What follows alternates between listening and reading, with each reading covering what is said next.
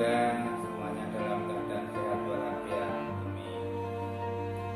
Kita masih dalam situasi pandemi. Saya harap semuanya tetap bisa bersabar dan tenang.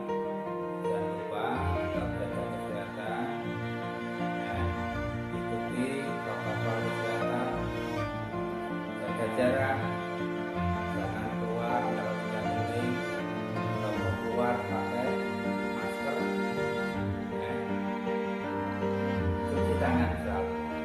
Insya Allah semuanya akan selalu sehat walafiat. Amin. Oke, rekan-rekan dan anak-anak sekalian,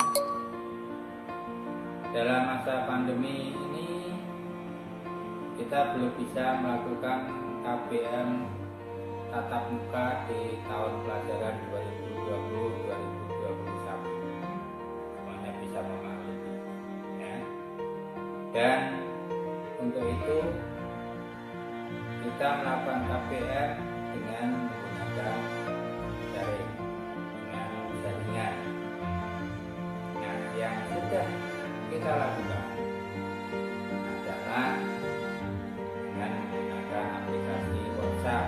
Saya yakin anak-anak semuanya sudah mempunyai aplikasi WhatsApp karena ini aplikasi yang tren, sudah dipakai, gampang, lebih cepat, lebih enak, ya, tidak ribet, ya.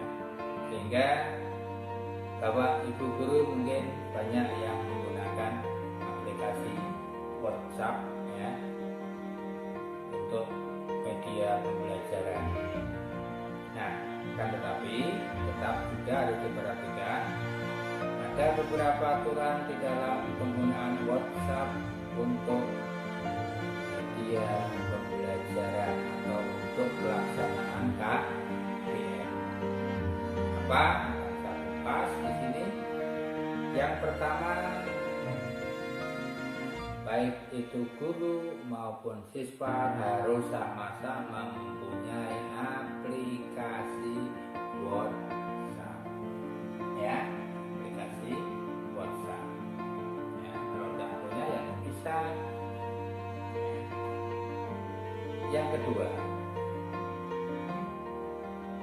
bisa menggunakan desktop, ya, desktop atau laptop atau PC itu lebih enak karena layarnya lebih luas dibandingkan HP. Tapi kalau tidak punya, cukup dengan punya HP pun tetap bisa kita lakukan KBM. Kalau menggunakan laptop bisa menggunakan WhatsApp web, ya, itu lebih enak. Tapi cukup pakai HP juga tidak masalah.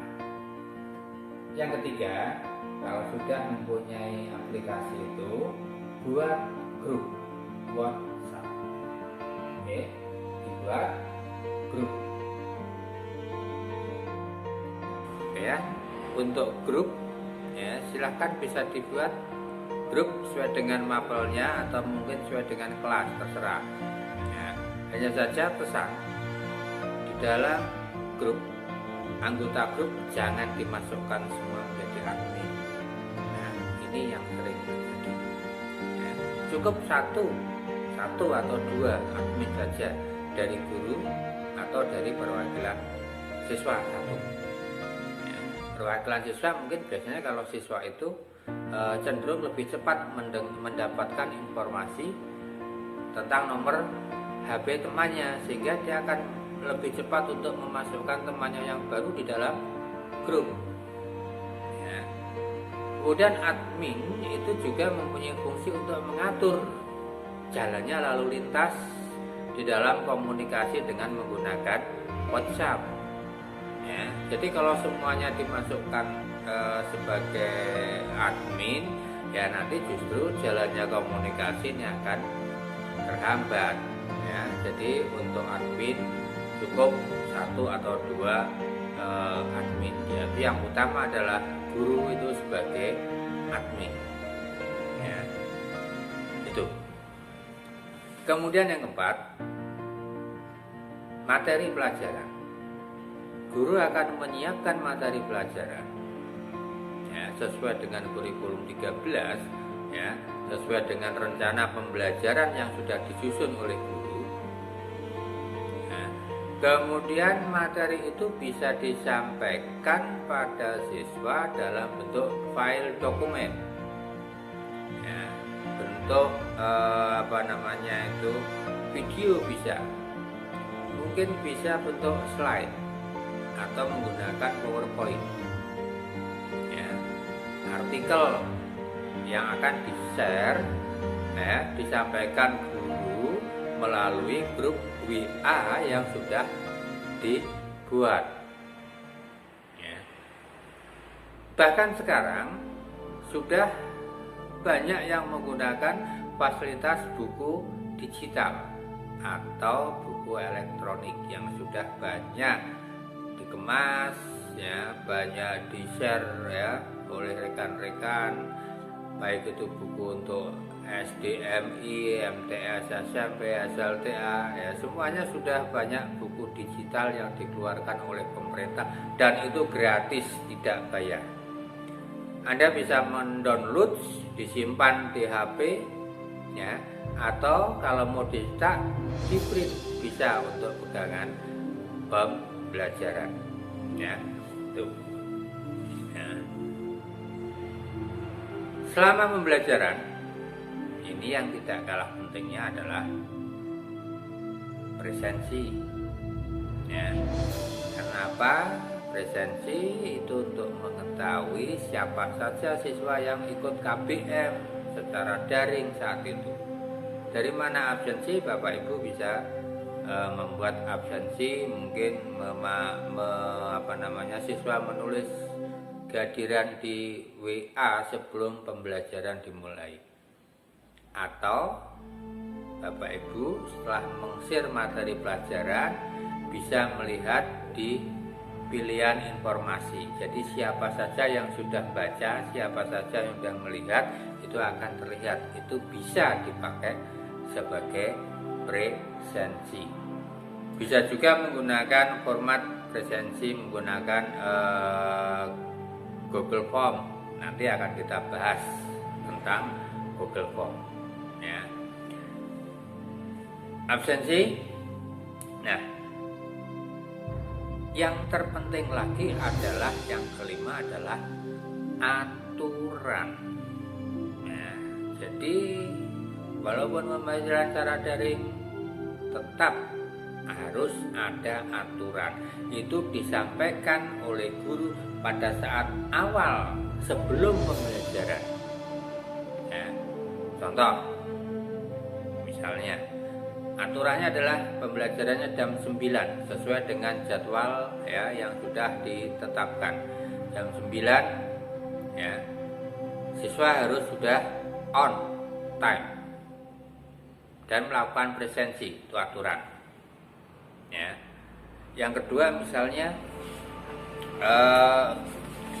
membuat aturan ya, pastikan semuanya mempunyai jaringan yang baik ya, mempunyai jaringan yang baik. Bisa juga di dalam aturan itu disampaikan bahwa siswa harus menyiapkan alat tulis ya, buku dan alat tulis untuk mencatat materi yang disampaikan oleh guru pada saat selama KBM ya. Kemudian misalnya aturan materi akan disampaikan melalui video dengan durasi 40 menit misalnya, dan itu harus diikuti oleh siswa dari awal sampai akhir ya. Kalau ada hal yang perlu dicatat di buku catatan tadi ya. Dan biasanya pada akhir pembelajaran ya, pada akhir materi itu akan diberikan sesi tanya jawab oleh guru, dan tanya jawab melalui chat itu seputar pada masalah materi pelajaran yang disampaikan saat itu, bukan chat yang macam-macam, bukan chat yang di luar dari koridor materi pelajaran. Perlu dipahami dan dicetak. Nah, ini saya banyak lihat, kemudian chatnya macam-macam, ada kirim emotion, ada kirim gambar, ada kirim ya macam-macam yang tidak nyambung dengan materi yang disampaikan. Nah, ini biasanya di akhir materi, di akhir pembelajaran pun guru melakukan pemberian tugas. Oke, jadi demikian tadi ya. Nah, tugas yang diberikan guru tentunya juga harus diselesaikan, dikerjakan siswa di rumah. Teknis pengiriman tugas bisa juga melalui kamera difoto, dikirim kembali ke guru mapel yang bersangkutan. Oke. Nah, sekarang bagaimana kesiapan untuk siswa? Yang jelas, siswa itu juga harus punya komitmen untuk mengikuti aturan yang sudah diterapkan atau disampaikan dari grup tadi. Kalau tidak punya komitmen ya percuma kegiatan KBM ini berlangsung. Ya. Ikuti pembelajaran dari awal hingga akhir. Ya. Kalau memang ada tugas, diselesaikan. Absensi jangan lupa. Oke, itu untuk sekilas pengetahuan ya di dalam melakukan kegiatan KBM dengan menggunakan aplikasi WhatsApp. Ikuti terus, saya akan menyampaikan aplikasi-aplikasi yang lain yang bisa kita pelajari bersama untuk kegiatan KBM selama daring. Selamat belajar, semangat, tetap jaga kesehatan. Terima kasih, jangan lupa like and subscribe-nya. Ikuti terus video saya, tutorial mengenai kegiatan pembelajaran selama daring. Terima kasih, sampai ketemu kembali. Assalamualaikum warahmatullahi wabarakatuh.